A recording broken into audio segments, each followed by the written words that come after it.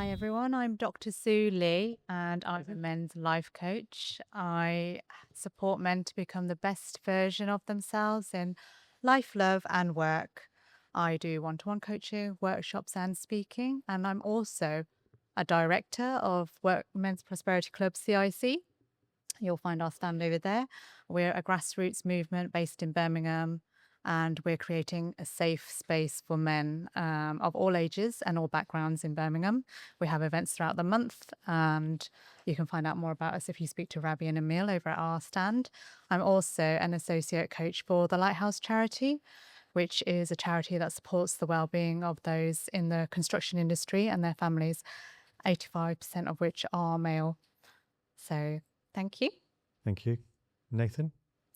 Yes, so my name is Nathan, founder of an organization called The Invested Man that supports young males specifically to navigate the terrain of the criminal justice system.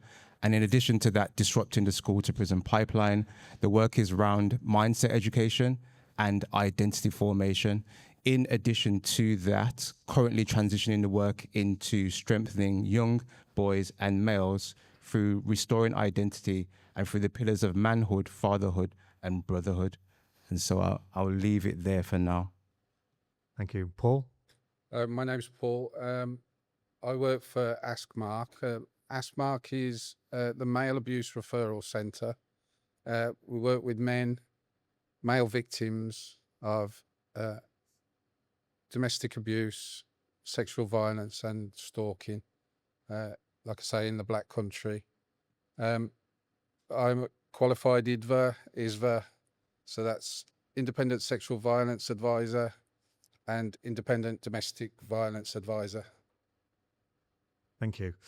So we're here to talk about dad goals. So what does that mean? So I think, first of all, I just want to ask a question. We're all parents here. So I'll look to this side of the room first. Excuse me. What's it like being a dad? I'm an old dad now. I'm kind of in my 50s now, so they've grown up now, and I'm very proud of them.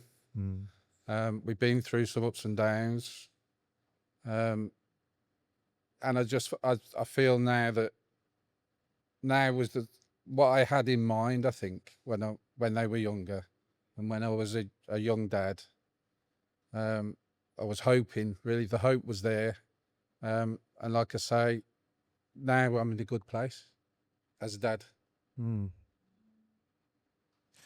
Yeah, let me jump in on this. Let me give some context to that question. So I'm a father of 4 boys, age 19, 13, 8, and 6, in a blended family as well too. So I have 2 children from a previous relationship, my older boys, and then I have 2 children in marriage. So I'm married for 10 years.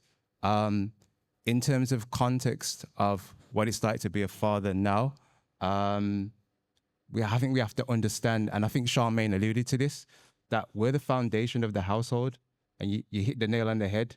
And I'm probably jumping straight in, but I feel we need to jump straight into this, because if you look at the foundation of this building, if you tear down the walls, if you tear down the windows, if you crack one of the pillars, the building won't be condemned. The building will only be condemned if the foundation has a crack in it. So for us as men, there's a lot of pressure on us. There's a lot of pressure, especially with young males, growing young males. There's a lot of pressure there. And you're probably hearing a bit of passion because it starts with us. Charmaine said it. Can you do this? Can you do that? Like, there's always a pressure. There's always a responsibility for us to do something. But understand this, responsibility means being able to respond with ability. And if I haven't been taught as a father what a father is, if there's not a blueprint or a pattern that I can look at within my own household, because my dad left when I was 10 years old, what do I look to? So how do I then begin to understand what's my responsibility? What's my role? And I'm probably segueing a little bit, but there's a pressure on us. Now that I'm in a marriage and I have a foundation in my household, because now I'm married and I understand my responsibility as a husband and as a father, now I've got an understanding and a belief and a mindset to know how to develop and build my children So it starts with the environment, but it starts with me as the individual. Who am I? If I don't know who I am, then how can I run a household or even begin to be a father? So I'm going to leave it there for now, but I'm passionate about this and I want some energy in the space because everybody's looking at me. I want some energy. Yeah? Can we get some energy? Can we just clap or something? I know it's a hard topic, but yeah, let's just get into it, man. Let's get into it. So, Sue, you're a mother. Yes. How do you feel about those words there, and what do you wish kind of people understood more about men and motherhood as well? So I'm the single mother of 2 boys. They're 12 and 14. So when I split from their dad, they were 3 and 6, and I always knew the importance of having their dad in their lives. And no matter what happened between me and their father, it wasn't an amicable breakup. It was something that was completely unforeseen and very unexpected, quite traumatic for both me and the children. But at no point did it ever cross my mind to stop the kids from seeing their dad, because I knew what an integral part he should have in their lives. They need to see a healthy male role model, and whatever happened between us, it had nothing to do with the children. So yeah, dads are very, very important to have in their children's lives. And I understand the pressure that men feel to have it all together, to be the provider, to be the protector, to demonstrate healthy behaviors for their children, sons especially. And I think as a mother, as a partner, whether you're with the dad or not, I think it's very important for us to support them and to give them appreciation and gratitude where it's due. Yeah, I love it. And how do you think, as men, when we go through breakups, as a mother and a men's coach, what type of things do you see happening, and what kind of advice and things would you say to men that are in that situation, thinking about the children? I suppose that's a good question for both of you guys. What was the question again? So thinking about how, when you go through that breakup, when, as Sue alluded to, maybe not being amicable and being quite challenging, how do we show up as the best father? How do we give that grounding and that shaping of life? I think it was a long time ago, but when I went through my breakup with my first partner, the children were the focus for me, and I was able, I suppose, struggling really, but to be a single father, what that was my aim, was to father those children. It didn't really matter to me what was being said. There were allegations. She did have an injunction against me. There was various things like that, but I had to kind of find, I suppose, empower myself really. And she was making those allegations, I think, because it helped her with housing and stuff like that, and get support for herself. So my first 2 children, I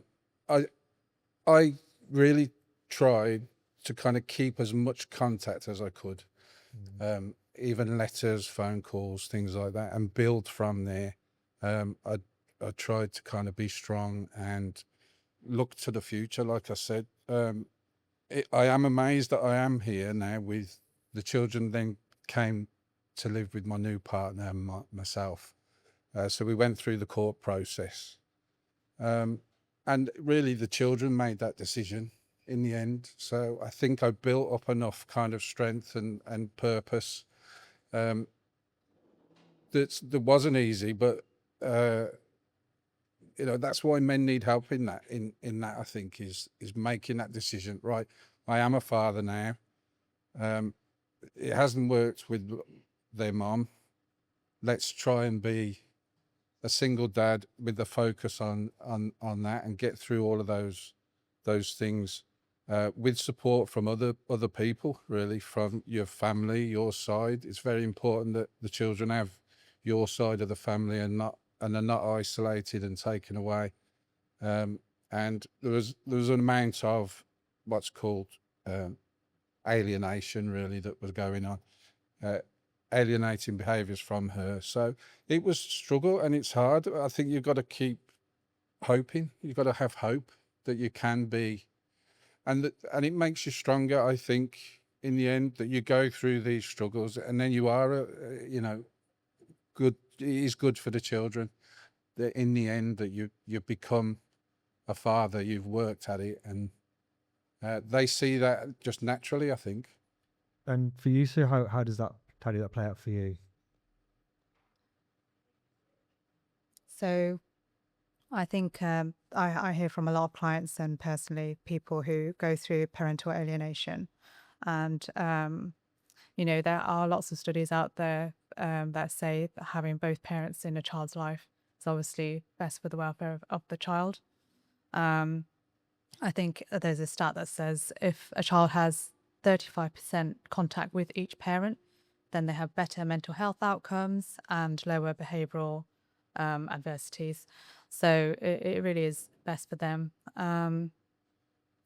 Yeah, and I think when you're going through that breakup, it is very difficult, obviously, because you're having to process it all emotionally yourself.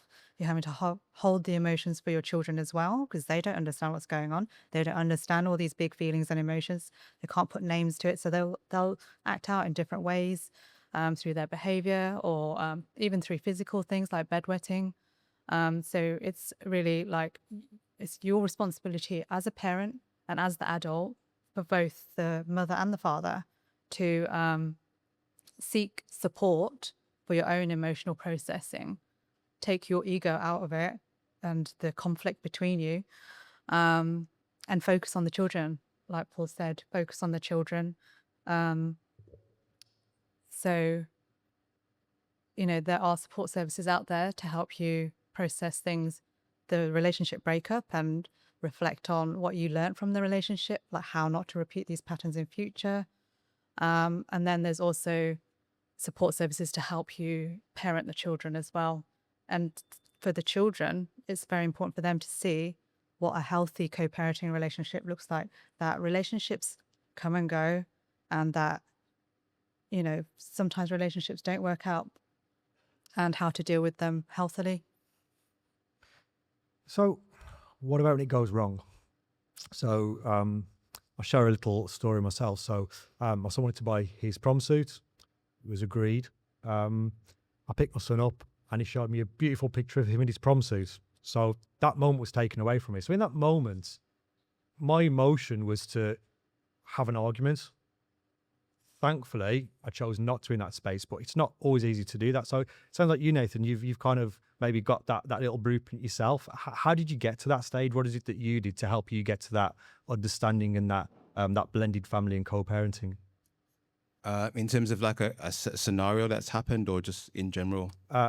If you've got a scenario, it'd be great. And how you managed that. What are the things that you did? What were the tools that you used? So when that previous relationship came to an end and I was transitioning into a marriage, before I got into marriage, I had premarital counseling because I need to understand what is it that I'm getting into. So obviously relationships haven't worked before, and that's because maybe as a man, and let's be transparent, it's my pursuit, it's about my performance. And so I've been living about pursuing certain things or pursuing women and performing in a certain capacity, but actually I haven't been present as a father. So it's like, I need to backtrack here because my normal approach to relationships has changed because my understanding of what a relationship is and what I'm going into. So I had to first have an understanding first about who I am and what I'm going into. And then based on that and my understanding, and my background's in church, so I'm a man of faith. So I had to then look at how do I integrate my children into this new institution that I'm going into called marriage, which is a new foundation. What does that look like? And in addition to that, how do I bring my previous partner into that space? So when we did get married, she came to our wedding because it wasn't just about us going into marriage. It was about us as a family, as a community, as a unit. And so we made that happen. It wasn't easy, but it was like, for the benefit of the children, we need to be a unit regardless of where we're going to go, if we go our separate ways, we're always going to be in each other's lives, regardless, because of the children. So there needs to be some pattern here or understanding of what we do. And so we had to build in a family vision or a family statement. We had to build those things in, building characteristics for the children as well too, codes of conduct for them that bring us to values. All those things bring us together as a family, as a unit. And as an example, my surname is Shillingford. That's my surname. And that spells an acronym. The S is for self-awareness. The H is for humility. The I is for identity. The L is for listening. The other L is for leadership. The other I is for integrity. The N is for noble. The G is for grace. The S for faith. The O is for obedience. The R is for resilience. The D is for discipline. My children learn that. So when we're having our interactions and our conversation, I'm like, what are the characteristics that you should be using right now? And my wife knows them. The other family members, they know them. So we had to build in those mechanisms to help us come together. Because if not, it's just going to be trauma, it's going to be hurt, it's going to be pain when we're having our interactions, and you're going to have that reactive thing. You know what? Instead of being responsive and having that emotional intelligence as well too, because emotion is energy in motion. I have to understand what my energy is like. So that there's those examples, but I'm going to stop there. And from you mentioned that you do work with the courts. What are the things that you see, kind of leading from what Nathan said there, that you would say is things that people can build upon? So going through that process, what are the things that they can shape to build that that resilience? I think having that acronym, having that way, it's really for me on a professional level almost. That's a safety plan. That's a kind of psychological basic kind of safety plan. I didn't want to say it like that, but yeah. No, but from a professional point of view, for the domestic abuse point of view, it is a way of kind of identifying, centering yourself in knowing that what you've got what you're planning for is a strong family. Despite all the kind of accusations and things that are flown around with the separation, that you can still concentrate. And the heart of the family really is the children, and they're the future. And things can come from both. If you've got one partner not on board, it's harder, but it's still having that plan, having that focus, and having that determination can be a good thing. And use whatever you can, really. I mean, I read a lot of books. I read a lot of books about family court. They were all horrible horror stories, really, for men. And we had a good outcome. But I don't want to be negative but I do think ultimately the children got to a stage where they were of an age to make choices, and that's what you want really, is for them to kind of go to mom or dad when they need that influence. When they need dad, they kind of almost instinctively, emotionally know that. If you've been able to keep up that plan you've got, if you've been able to keep yourself safe and develop your kind of fathering thing, it doesn't come with a manual, but there are manuals out there that of good ways that fathers can have that kind of input. We are in society sometimes we're kind of isolated and pushed aside a little bit, and the focus is on mothering and care. That's the caring state of things at the moment, is that mothers are the kind of focus. So I think we've got to take our power back a little bit. It sounds strange to say that to men. So that's a good point. So what do you think society expects of men as fathers, and in that process, and what do you wish that people understood more about men? So kind of an open. I'll let Sue go. So What do you think society, you wish society understood more about the modern man? Well, just flagging what you were saying about the emphasis on mothers. There's research that shows that in the UK, single father households have increased by 35% in the last decade, yet all support services are still very much geared towards mothers. And I think society really needs to understand that fathers need their children as much as children need their fathers. You know, for men, there's so much emphasis on, like you said, production, being productive. Their identity is so tied with money, their job. You know, if they lose their job or their money, what have they got left? You know, that's why it's so important to build spaces like Work in Process, Toolbox Talks, Men's Prosperity Club. You know, so lost my food. I think it's identity, isn't it? It's the, you know, can men say in the social space and in the courts and in the services, can they say, I'm a father, I need to be identified as such. Yeah. I'm not just this man who is out of work. Work was part of my identity. That's gonna, you know, what can I do to make my identity seen and heard by services, by people, by wider society? I think it's important to have conversations like this, isn't it? I mean, Yeah. like paternity leave. If a dad takes more than 2 weeks of paternity leave, then they're more likely to be more present in their child's life, like post 9 months. Yet only 1 in 4 fathers actually take more than 2 weeks paternity leave. And it's just things like that that exacerbate that stereotype that mothers stay at home and look after the kids. I was having a conversation with someone earlier today, and they said that, you know, house husbands, like sometimes they still get laughed at if they say, actually, as a partnership, we've agreed that I'm going to stay at home and look after the children, and the wife is going to go and earn the money. But it really should be a choice that's, you know, personal to the couple. And yeah, why not? Like, you know, if the woman's earning more money, or if the dad just actually wants to spend more time with his children growing up, like, why wouldn't he want to spend the first 5 years of a child's life and be there and be present as much as the mother would? And I think that the first 5 years is important. Yeah. Often men have been working out.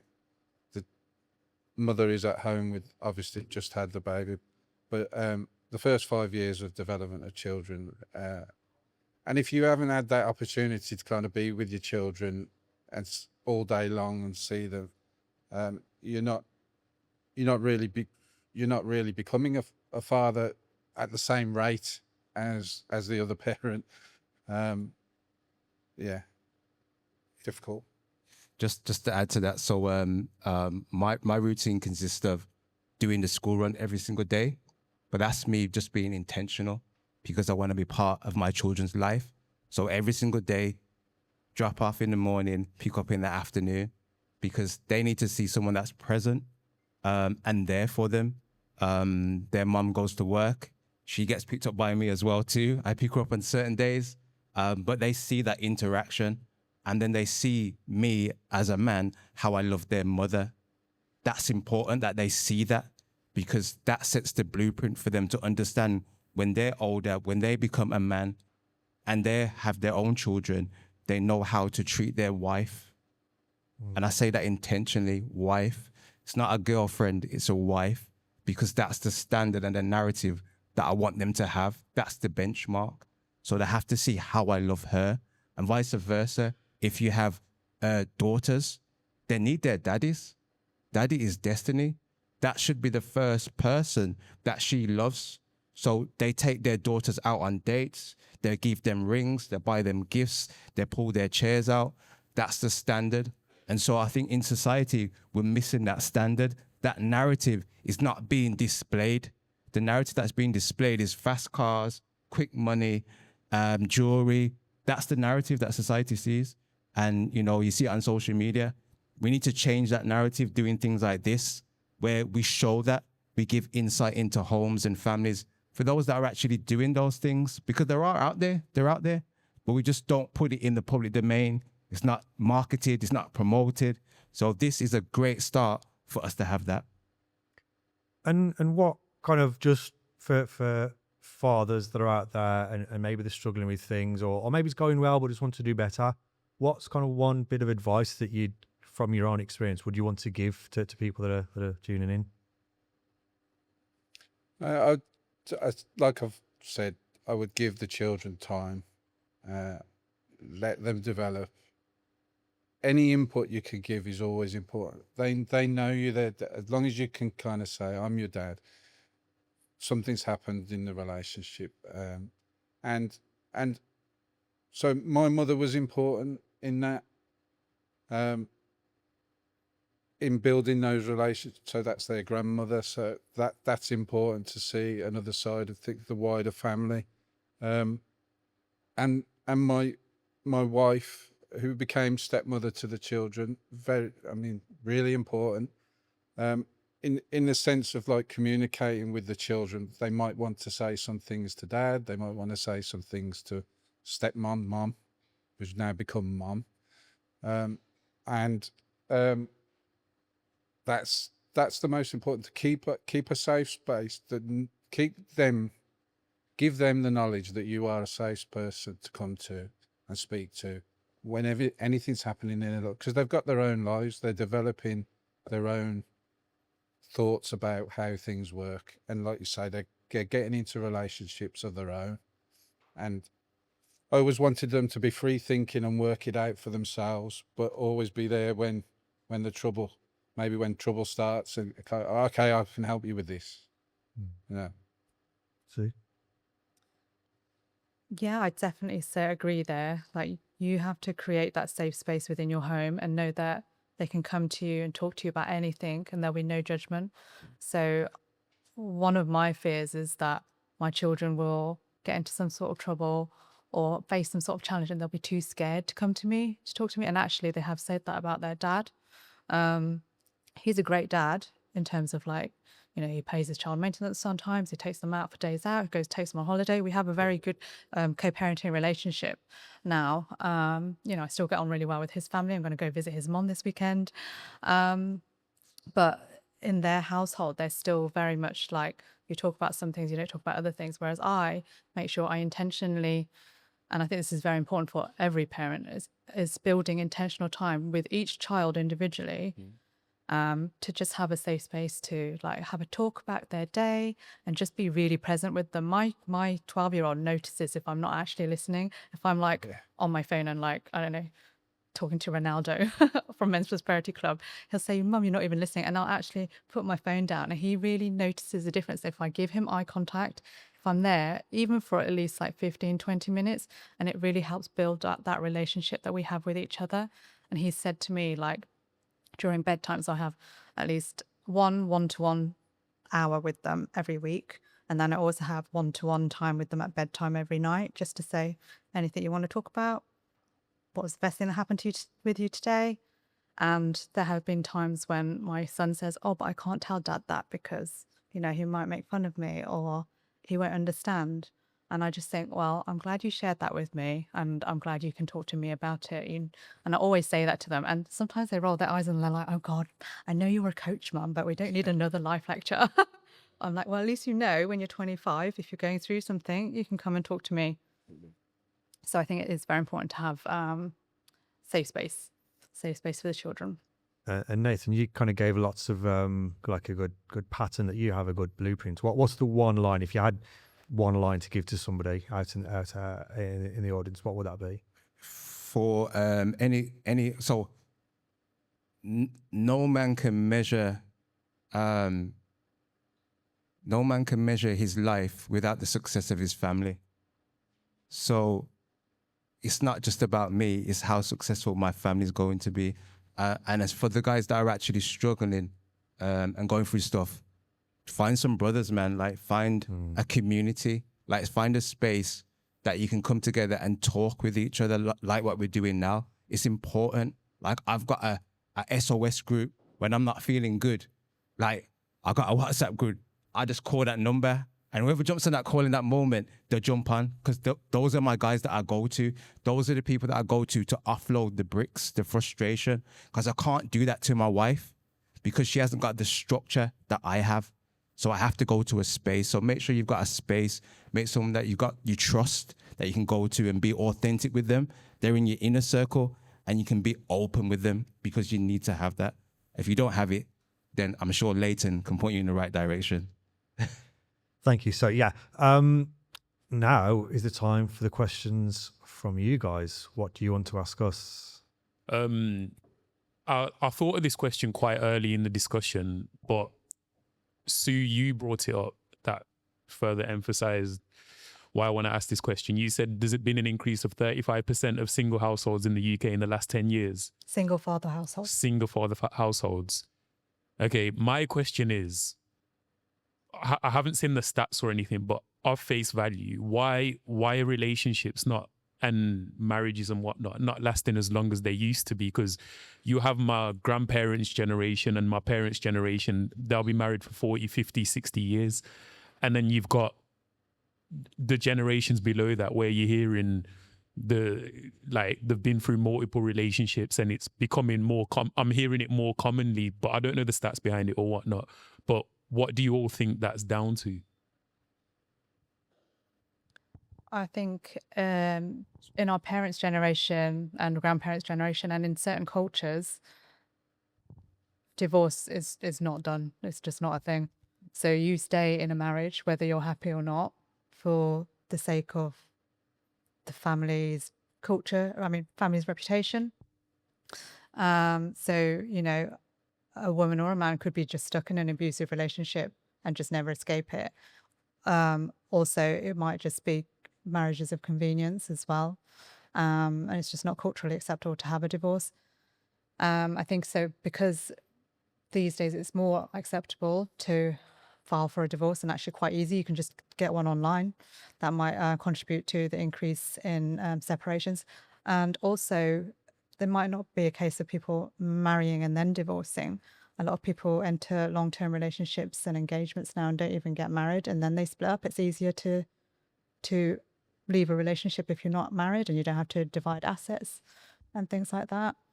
I think there's another side to it as well. So, and it's kind of a two-part piece. So, I think COVID showed us that maybe we don't know the people that we're around, and we move into things very quick now. So social media is very quick. Music.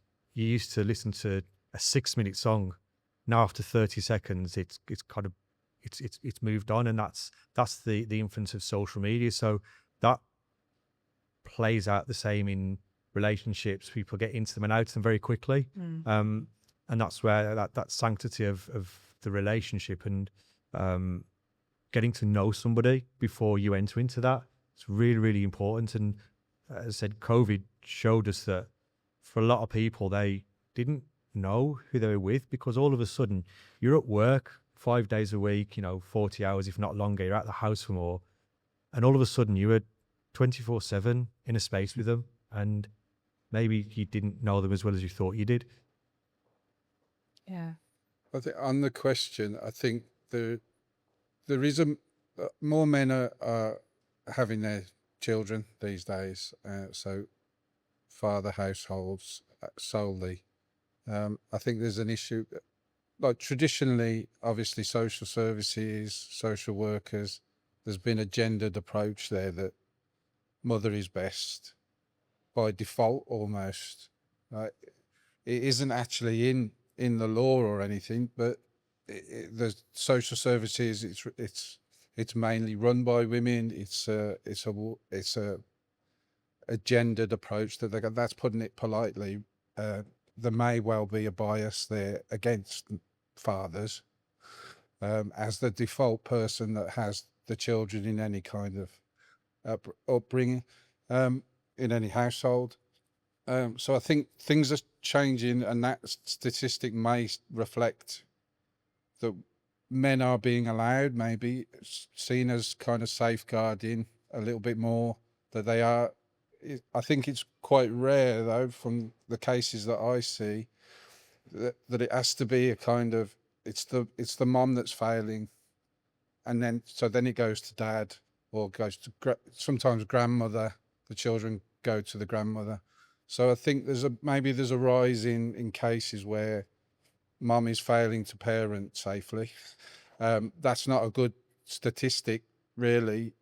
It should be kind of equal. It should be seen as equal parenting. And fathers are as equal to mothers in terms of safeguarding their children. They love them equally, and should be able to build a household equally. That's just not how it happens in socially, though, in society. Question is, would you say that technology today is one of the biggest, so with the age of technology today, would you say that that's the detrimental impact for the next generation of men growing up, to the point that it's going to affect them in comparison to our parents and our grandparents? I think I've worded that correctly. Does that make sense? Yeah. So the rise of social media and how that affects parenting. Yeah. I mean, when I was going through, it was 25 years ago, it was 20 years ago, really, when I was going through court and going through getting the children. And there was no social media. The internet was new. I had to read books. I had to go to the library, buy books, things like that.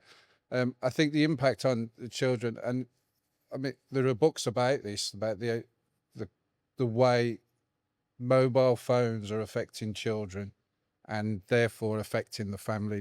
There's a lack of focus. It's not like reading a book. You don't really do research. You're just given instant answers. They might not be right. And children are getting these ideas that they can fix everything because of someone on Facebook. I don't know if you guys found this, but when I separated, I was angry. And everything I followed was telling me all the things I should do and all the routes I should go down. And it became very toxic. And it took a moment to actually look at who I was following and what the algorithm was pointing out there. So I think it's not just social media, it's what you subscribe to and who you look. Because if you look at one thing around, for example, around family court and top things that you should do if you want to fight for your children, then you're going to get 30, 40, 50 reels all telling you the same thing. And rather than having that positive mindset about what's right for the children, you're kind of thinking a bit selfishly. And it took a moment of kind of self-reflection to understand that maybe there's a better way to do that. Well, you're being sold. It's a marketplace, the online space, really. I think you're being sold an idea, at least, or you're actually someone's trying to sell you something. We can sort your life out. We can do this. We can kind of get you through court. Let's not talk about money now, but go this way, see these people, do that. Yeah, and it's not a good space, I don't think, for mental health wise, especially when you're vulnerable. I mean, that's something we should probably talk about as well, that men are vulnerable. They have certain vulnerabilities that when we're at those times, we can latch on to the wrong kind of people. And social media doesn't help because they're trying to promote themselves as well. And yeah, not that there aren't people, there are organizations that are good, and they do have an online presence and social media presence, but it's a very kind of dodgy time when you're going through that breakup. You're worried about big themes about your future, to kind of have people say, we can solve your problem quite quickly. Just seems to be a movement these days online with the technology that we can solve your problem tomorrow, you know, and that isn't, if they tell you that, they're lying. Yeah, just to add on to that. Sorry, go on. Sorry, Sue, do you want to go? There you go. Yeah, it's a comparison factor. So every time you on social media and you look at social media, you look internally. So you do introspection and then you start to compare yourself. So if you're not confident in who you are, then you're going to live your life based on what you see. And that's not necessarily good for you all the time. When you just keep measuring yourself and you think, oh, I need that, I want that. How come and we live in a microwave society. So I want it yesterday and I don't want to go through the process to actually get it. And so what you'll see in marketing and social media, they don't tell you about the process, they only tell you about the product. And that's the challenge. Us as individuals, we need the process to become who we are called to be. But we don't want to go through the process. We want to rush the process and not trust the process. But you want the product. Come on, man, get the process. I read a great book and I recommend it. It's a bit like this. It's called Mastery by Robert Greene. And it's about developing that, you know, it's hard work. Yeah. Do it, keep going, keep trying, develop yourself, you know, master what you're after, have that goal. And it's not easy. None of this is easy. Yeah. So it's the ability to have. So people don't have the ability to have because they don't have the ability to do. So you want to have something, but you don't want to do it. And that's what social media tells you. You can have this, but you don't have to do that. That's a lie. Yeah, I was going to say social media is designed to keep you addicted. Yeah. You know, it's designed to sell you stuff. It's designed to give you the easy answers. You can just push the easy button all the time. So you don't build that resilience. You don't build that, you know, how to do the thing the hard way. It's just too easy to go the path of least resistance. So yeah, I think you can very easily be trapped in an echo chamber because the algorithms are designed to keep you hooked. So if you see something about, you know, how to get back at your ex-wife, you're just going to be fed loads more of that, and you become trapped in this echo chamber. And you think that the whole world is like that. Like my dad's very much like that. He watches too much news, and so he just gets fed more negative news. It obviously builds loads of anxiety. Whereas if you look at positive things, then you'll get fed more positive things. But you kind of have to be able to step back. It's confirmation bias. Confirmation Dopamine. bias. So you have to kind of be able to step back and like intentionally look at things on social media or go out into the real world and experience things yourself. But this is what people are finding difficult these days because things are too easy on their screens. Like to go out and leave your front door and actually go and live and experience the hard thing, experience rejection.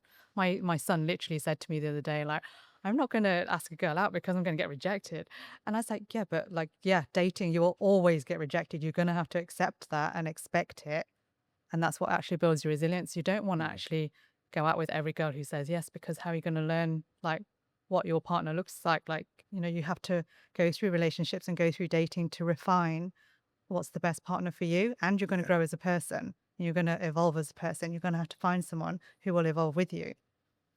There's something called the backwards law. I keep coming up with these things, but it's probably from another book I've read. But it's the ups and downs in life and in fathering and in being a man, that it's getting back up again that makes you stronger. It's not a downward slope. It's an upward slope, but it's like that. It's bumpy upwards. So that's kind of positive thinking. But when you are in those slumps, to try and imagine yourself out of that and carrying on. Yeah, just to add to that. So Albert Einstein said, adversity introduces a man to himself. And so when you go through adverse challenges, it will introduce you to who you really are. If I take someone now and I put you in the jungle, the real you's got to come out because you need to survive. And that's the fatality of it. And you talked about failure. Fail means first attempt in learning. So actually, I'm not failing, I'm learning. But we're not taught that narrative. I like the idea of the survivor as well, because identifying yourself as a survivor of a breakup, of whatever it might be, actually, you're not a victim any longer. I'm going to be a survivor. I'm going to be a survivalist. You frame it however you like. Yeah, it's positive. it's good. I've been through this and I'm going to get better. That's a kind of a great way to wrap up. Dad goals. So as fathers, how do we represent the best version of ourselves to embody that to our children? So thank you, everybody. See you in the next one.